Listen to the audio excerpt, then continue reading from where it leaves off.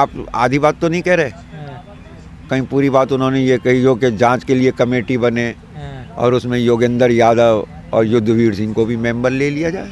Comment pass कर रहे हैं आप प्राकृतिक जी कमेटी को लेकर। आपकी समझ में आ गई, अगर उनकी समझ में आ जाए तो फिर काम पूरा हो जाएगा। जी वकील साहब, किसानों का क्या होगा अब? वही होगा जो मंजूर है खुदा होगा। क्या है खुदा को मंजूर? सत्यमेव जयते, संघर्ष सदैव सक्षम, और जीतेंगे आखिर में हम ही। आप लोग तो कह रहे जीत गए हम। नहीं, लड़ाई तो चल रही है। देखिए बिल्कुल साफ है। उमर मुख्तार ने भी कहा था लड़ाई हमारे साथ ख़त्म नहीं होगी, आने वाली नस्लें लड़ेंगी। भगत सिंह ने भी कहा था।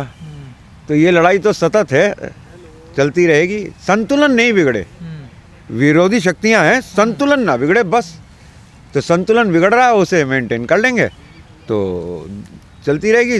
जीवन स्वादिष्ट रहेगा, आपका, आपके बच्चों का, आपके राष्ट्र का और मानवता का।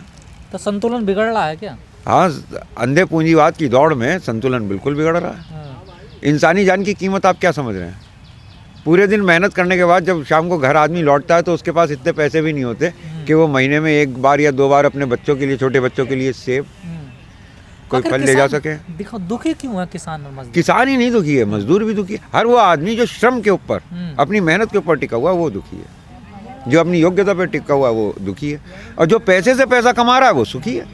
जो बैंकों को लूट के भाग रहे हैं उन्हें कोई शिकायत नहीं है। जिनके घरों में 2-2 हज़ार करोड़ रुपए रखे हुए हैं, 200 करोड़ तो नगद पकड़े गए हैं, तो उनको तो कोई दुख नहीं है। ये गुटके वाले गर्ग साहब, मित्तल साहब, जैन साहब, ये तो विदेशों में अपनी बच्चियों की शादी कर रहे हैं। 16 लाख का जूता तो वो पहनता है, मानिकलाल धारीवाल वाला। तो जहर बेचने वालों के तो मौज आ रही है, और मेहनत का कमाने खाने वालों का और देश को कुछ देने वालों का, उनका जीवन कष्ट में है। मतलब ये बात सच है, जहर बेचने वालों का ही हॉस्पिटल है? हाँ नहीं, ये तो एक पूरा सर्किल होता है। शिक्षा आज इतनी महंगी कर दी गई है, खासतौर से मेडिकल की शिक्षा इतनी महंगी कर दी गई है कि गरीब का बच्चा कितना भी इंटेलिजेंट हो, कितना भी होनहार हो, वो अब वहाँ नहीं पहुँच पाता। वहाँ वो पहुँचेगा जो 50 लाख का, 1 करोड़ का, 2 करोड़ का, 5 करोड़ का डोनेशन दे रहा है।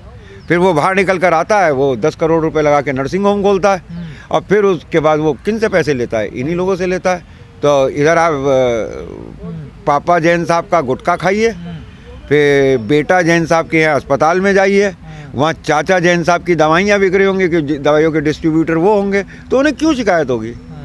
आपके बड़े प्रिय नेता हैं जिन्हें आप मानते, राकेश टिकैत जी कह रहे हैं कि पंजाब मामले की जांच होनी चाहिए।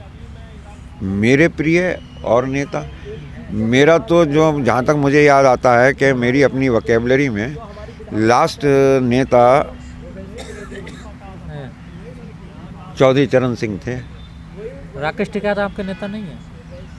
मैं भारतीय किसान यूनियन का सदस्य भी नहीं हूँ।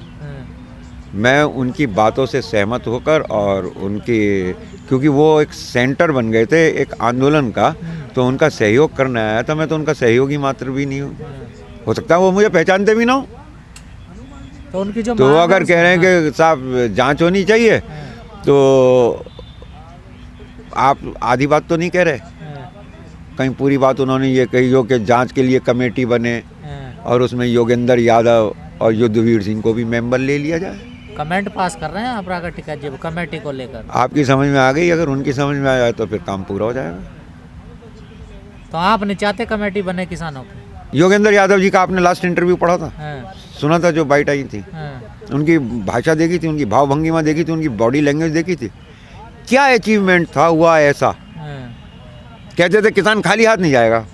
आप मुझे एक बात बताइए, किसान आया, उसने कहा ये काले कानून मुझे नहीं चाहिए, 1 साल तक वो टिका रहा, और मुझे एमएसपी चाहिए। काले कानून जो उसके हाथ में थे वो सरकार ने वापस ले लिए, अब उसके हाथ खाली हो गए। उसने एमएसपी मांगी, उसने नहीं दी, तो उसके हाथ खाली रह गए, और किसान लौट गया। किसान तो आखिर में खाली हाथ ही लौट गया ना। तो वो इन नेताओं से पूछो, पहले उसके हाथ में काले कानून थे जो जबरदस्ती थमाए गए थे, वो उसने वापस कर दिए। मतलब कानून भी चलेगा उनके हाथ से? नहीं, वो काले कानून वापस ही करने आया था, वो उसने दे दिया, हाथ उसके खाली हो गए। अब उसने कहा लाओ एमएसपी दे दो। तो आपको कमेटी से क्या दिक्कत है? हम बार बार कमेटी पे हमला बोलते हैं। कमेटी तो बननी चाहिए ना, तभी तो कोई सोल्यूशन निकलेगा। बातचीत बार बार मतलब मैंने आपके सामने कभी पहले भी इस कमेटी के ऊपर इन सब चीज़ों के बनने से पहले ये सब बातें कही होंगी, क्योंकि आशंका उस वक्त यही थी। और खैर कोई बात नहीं, एमएसपी कहीं जा नहीं रही है। एमएसपी 2024 से पहले आ जाएगी। आ जाएगी। ये जो 15 जनवरी मैंने आपको 10 महीने का टाइम दिया था ना हाँ, पहले इंटरव्यू के टाइम पे, हाँ। क्या आपने कहा ये क्रांति आपको मैंने फ्रांस की 100 साल लग गए, हाँ, उन पे संविधान लिखा गया, उसके बाद हम पे संविधान लिखा हुआ है, हमें बस इन्हें चोट पहुंचानी है, ये हम 10 महीने में कर लेंगे और आप देखिए 10 महीने में बात पूरी हो लेकिन गई। आपकी बातों से लगता है कि आप किसान नेताओं के खिलाफ हैं नहीं नहीं नहीं नहीं नहीं या उनके फैसले नहीं के खिलाफ नहीं हैं। नहीं नहीं नहीं राकेश टिकैत भी खुश नहीं थे, उनकी बॉडी लैंग्वेज देखो, उनकी भावभंगिमा देखो, और योगेंद्र यादव की साफ दिख जाता है। हाँ, आदमी झूठ बोलता है, हाँ, बोल सकता है, लेकिन हालात तो सच्चे होते हैं ना। वो तो चेहरे की भावभंगिमा बता रही थी कि राकेश टिकैत वो खुश नहीं थे। हाँ, जब तक इन्होंने उनका कहना माना हम्म, तब तक ये एक एक कदम करके मंजिल की तरफ चलते रहे।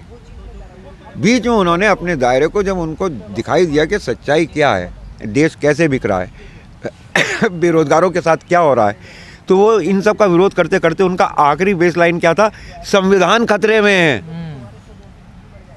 तो वो तो आज भी खतरे में है जब तक ये फोर्सेस दिल्ली पे हैं। आप नहीं कहते संविधान खतरे में?